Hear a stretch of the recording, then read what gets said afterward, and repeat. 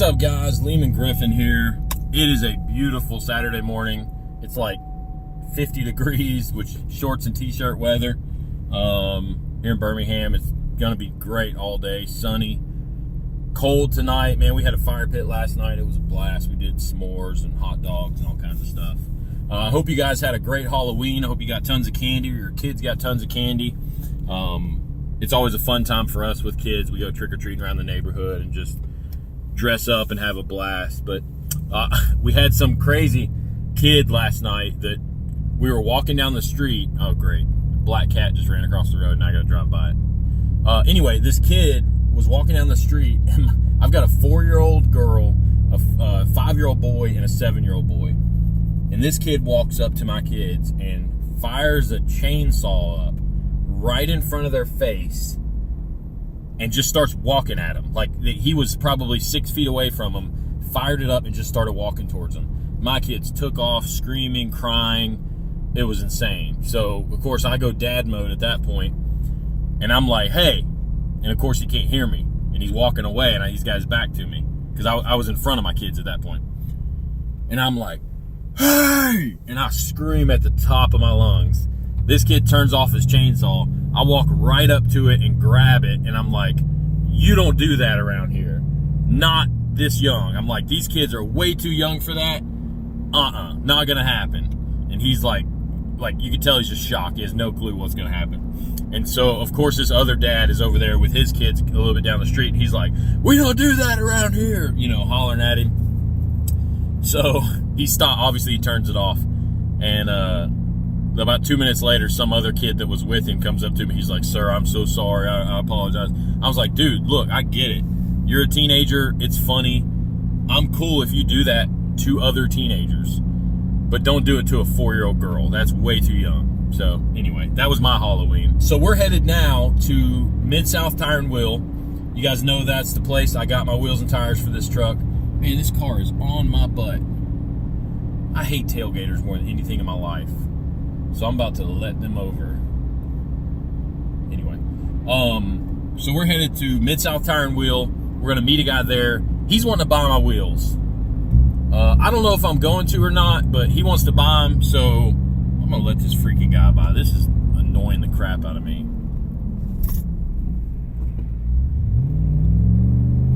God, man, I hate stupid people more than anything.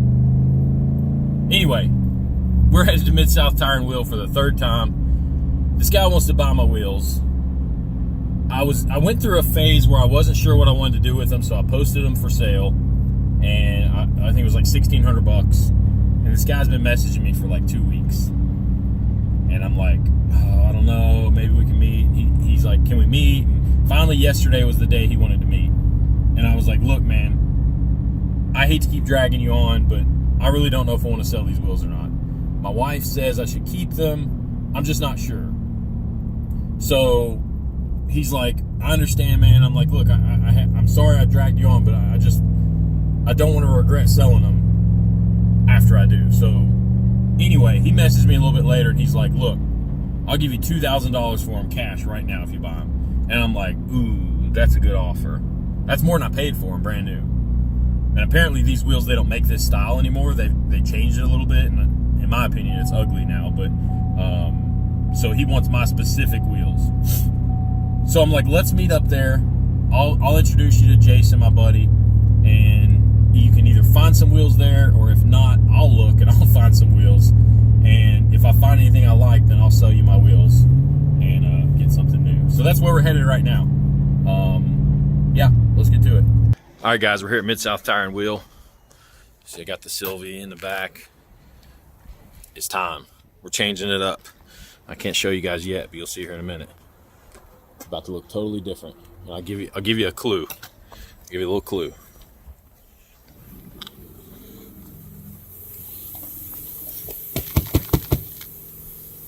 That's it. That's all I can give you. Check this out. We got the lifted Silverado 6-inch rough country, and this is that oak wood metallic. Super cool color. Just put on the 6-inch rough country lift on this. It's gonna look good when the wheels come in. Just waiting on wheels.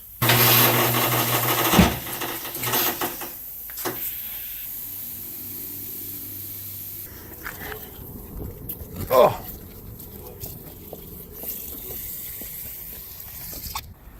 Oh. God, it's heavy.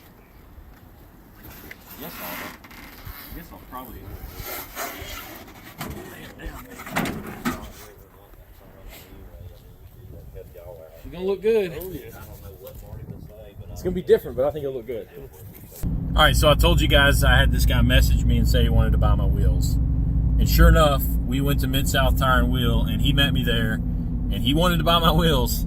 So I found another set of wheels that I liked, and now we're headed home. We're gonna put them on. I didn't put them on there because I've got to, why didn't I put them on there? Oh, I've got to put a leveling kit on my truck. So I bought a leveling kit while I was there. I can't put the 35s on my truck until I lift the front end up a little bit, just to minimize the trimming. So I didn't want to have to try to drive home and rub and ruin stuff. So I got the wheels in the back of the truck now. He's following me over to my house. We're going to take my snowflakes off, put the new flakes on, or honeycombs. I don't care what you call them. I call them snowflakes. We're going to put the new ones on, put the leveling kit on. Good to go. With the baby stocks. Still don't look bad though. Well, you need to sit on that thing. God, it looks like it's 6 inches of lift right now. Yeah, it's definitely gonna get lowered.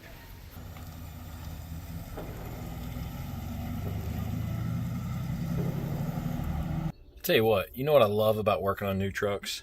Look at this. Let me find this wrench. Where the heck did I have it? I think this is it. There it is. So look at this. So normally when you pull a ball joint off the A-arm, you have to like beat the thing and use a fork spreader and all kinds of stuff. Watch this. See that ball joint? I'm just loosening it, ready? It's actually separating as I'm loosening the nut. How nice is that? You can freaking loosen a ball joint and it'll just come apart on you without even trying. That's what I like about working on a new truck. All right, so we got everything apart. Tie rod, sway bar, upper A-arm, and we got our strut disconnected, and we're lowered down here so we can take our spacer, put it right here where it goes, and then we're going to put everything back together with our strut on top of it. So we got the first side done. You can see we got the spacer on there. All of our connections are back and tight. Sway bar, strut, tie rod, upper A-arm. Now we're going to put this wheel on, see how it looks. We're probably going to have to put the spacers on these. I got 1/4 inch spacers here. These are nice zinc coated, really good spacers. Probably going to have to put them on because supposedly the 24s will hit your caliper, but we're going to see. The 26s didn't, but they just barely didn't, so let's check it out. These are only 35s though. They're not that big. We're going to put them up here and see if they hit. And if they do hit, then we'll put the spacer on. If not, we'll be good to go. But I got 20 bucks that says they're going to hit. I also have to lift my truck up more. Just like my old ones, they're barely going to clear, but I think I'm going to put a spacer on them just to be safe.